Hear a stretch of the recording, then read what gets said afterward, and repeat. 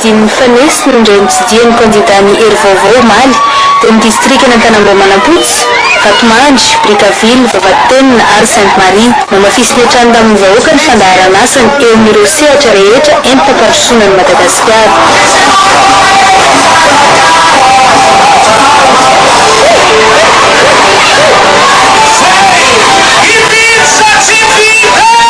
Zako zany raha ohatra hoe tena mifidy dia hoe Hery Rajaonarimampianina zay zany ny tena mahafaka ny tivolana ty firenany fahantana ty.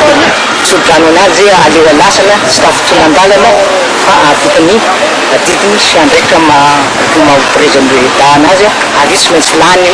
Zaho mpianatra mantena ny Hery anatanan'ny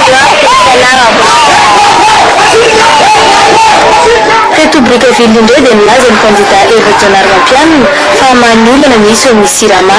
Tsy maintsy arenina hoy izy ireo orinasa mba ahafahana manampy ny vahoaka.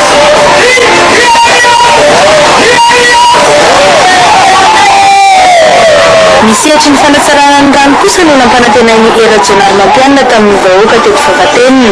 Olana lehibe eto an-toerana mantsy ny rano ka nametraka fanamby ity kandida ity fa hamany olana.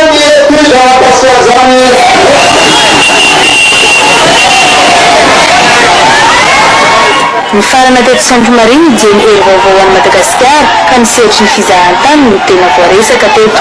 Betsaka ny zavatra mifaray ao amin'ny tourisme io. Amin'izao fotoana izao dia eo amin'ny 10 000 eo ny tourista izay avy aty Sainte-Marie isan-taona.